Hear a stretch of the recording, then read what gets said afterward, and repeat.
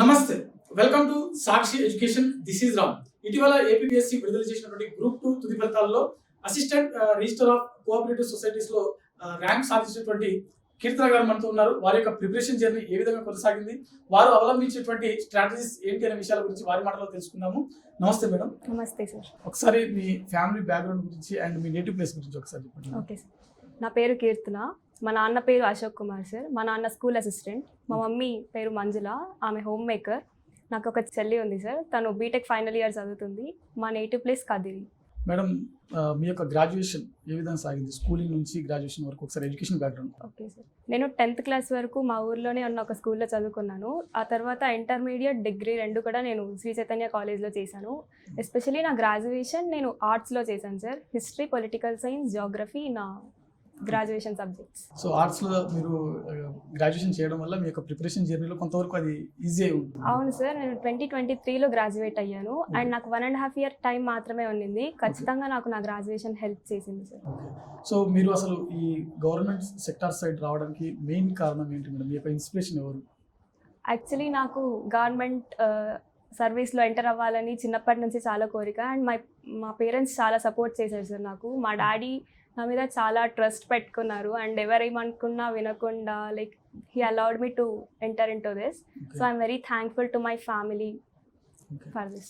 Okay madam, Amigos coaching ఇన్స్టిట్యూట్లో మీరు coaching ఎప్పటి నుంచి తీసుకున్నారు అండ్ మీ యొక్క ప్రిపరేషన్లో అమిగోస్ కోచింగ్ ఇన్స్టిట్యూట్ ఎలాంటి హెల్ప్ చేసింది?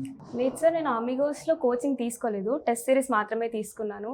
ఈ test series offline test series తీసుకున్నాను నేను. ఆఫ్లైన్ టెస్ట్ సిరీస్ వల్ల అడ్వాంటేజ్ ఏంటంటే నాకు ఎగ్జామ్ ఎన్వైరన్మెంట్ అలవాటైంది. అండ్ నేను ఎక్కడ మిస్టేక్స్ చేస్తున్నానని నాకు ముందే తెలుసుకోగలిగాను. అవి నేను ఎగ్జామ్లో రిపీట్ చేయకుండా కొంతవరకు హెల్ప్ అయింది. అండ్ వన్ మోర్ ఏంటంటే నేను కంటెంట్ గ్యాదరింగ్ కోసం అమిగోస్ టెస్ట్ సిరీస్ని యూజ్ చేసుకున్నాను సార్. సో ప్రిలిమ్స్, మెయిన్స్ రెండింటికి మీరు టెస్ట్ సిరీస్ తీసుకున్నారా లేకుంటే ఓన్లీ మెయిన్స్ కోసం తీసుకున్నారా? అమిగోస్లో మెయిన్స్ కోసం మాత్రమే తీసుకున్నాను సార్. నాకు కంటెంట్ గ్యాదరింగ్ కోసం, మిస్టేక్స్ ఐడెంటిఫై చేసుకోవడం కోసం, ఎగ్జామ్ ఎన్వైరన్మెంట్ అలవాటు అవ్వడం కోసం చాలా హెల్ప్ అయింది test series. Okay. So madam, మీలాంటి వాళ్ళు ఫర్ ఎగ్జాంపుల్ మీరు 2023లో మీరు గ్రాడ్యుయేషన్ కంప్లీట్ చేసుకుని గ్రూప్ 2 లాంటి ఎగ్జామ్లో ఈరోజు సెలెక్ట్ అవ్వడం జరిగింది. సో మీలాంటి ఆస్పిరెంట్స్ ఎవరైతే ఉన్నారో, కొత్తగా ప్రిపేర్ అవ్వాలనుకునేటువంటి వాళ్ళు ఎవరైతే ఉన్నారో, మీ జూనియర్స్ కావచ్చు లేకుంటే వేరే ఆల్రెడీ 2-3 years వేరే ఎంఎస్సీ చేసినటువంటి ఆస్పిరెంట్స్ కావచ్చు, ఎవరైనా సరే వారు కొత్తగా ప్రిపేర్ అవ్వాలనుకున్నప్పుడు ఎలాంటి బుక్స్ని సెలెక్ట్ చేసుకుంటే బాగుంటుంది? ఆ బుక్స్ మార్కెట్లో మనకు నెంబర్ ఆఫ్ దొరుకుతున్నప్పుడు ఏ బుక్స్ని మనం పికప్ చేసుకుంటే బాగుంటుంది? అంటే సార్, నేను నా సోర్సెస్ గురించి చెప్తాను. నేను ఏపీ హిస్టరీకి అయితే 3 sources రెఫర్ చేశాను సార్. అంటే నాకు కొంచెం టైం ఎక్కువ ఉండింది. ఎగ్జామ్స్ పోస్ట్ పోన్ అవ్వడం వల్ల నాకు టైం ఎక్కువ ఉండడం వల్ల నేను 3 sources రెఫర్ చేశాను. సయ్యద్ సార్ క్లాసెస్, ఇంకా Harish academy Upendra sir classes, ఇంకా Jogi Naidu amigos test series content కూడా నేను గ్యాదర్ చేసుకొని కంపైల్ చేసుకొని ప్రిపేర్ అయ్యాను సార్. నేను ఏపీ హిస్టరీ కోసం పాలిటీకి లక్ష్మీకాంత్ అండ్ కరెంట్ అఫైర్స్ చదువుకున్నాను.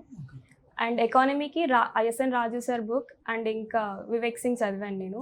అండ్ సైన్స్ అండ్ టెక్నాలజీ ఎన్వైరన్మెంట్కి నేను Sarathi IAS Sivan sir classes విన్నాను సార్. సో ఓవరాల్గా మీరు మార్కెట్లో దొరికేటువంటి చాలా ఫ్యాకల్టీలకు సంబంధించిన బుక్స్ అయితే కవర్ చేశారు.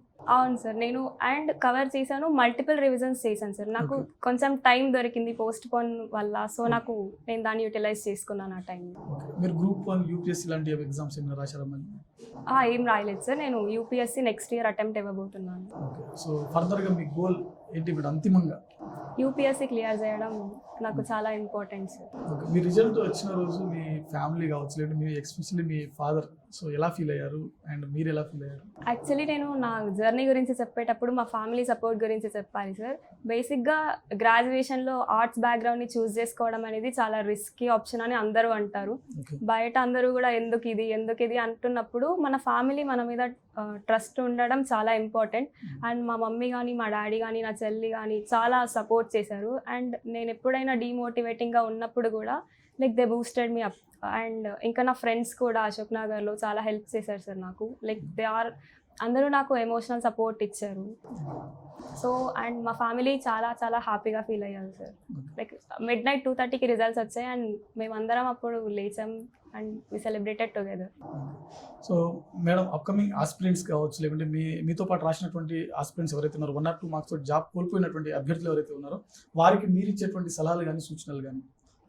అంటే 1 or 2 మార్క్స్తో మిస్ అవ్వడం అనేది బ్యాడ్ లక్ సార్. కానీ వాళ్ళు కూడా చాలా హార్డ్ వర్క్ చేసి ఉంటారు. బేసిక్గా క్లియర్ చేయాలంటే చాలా కన్సిస్టెంట్గా ప్రిపేర్ అవ్వడం అవసరం. ఎగ్జామ్ చాలాసార్లు పోస్ట్ పోన్ అయింది అండ్ క్యాన్సిల్ అవుతుంది, రీనోటిఫికేషన్ అని చాలా ఇది చేశారు.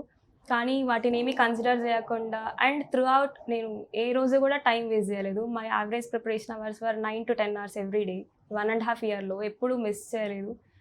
సో కన్సిస్టెన్సీ నాకు తెలిసి చాలా important. So once again congratulations Keerthana garu. And మీరు మళ్ళీ యూపీఎస్సీ రాసి యూపీఎస్సీలో సెలెక్ట్ అయిన తర్వాత సాక్షి ఎడ్యుకేషన్కి మళ్ళీ వచ్చి మాతో ఒక ఇంటర్వ్యూ అనేది ఇవ్వాలని కోరుకుంటున్నాము. Once again congratulations. Thank you thank you. Thank you so much.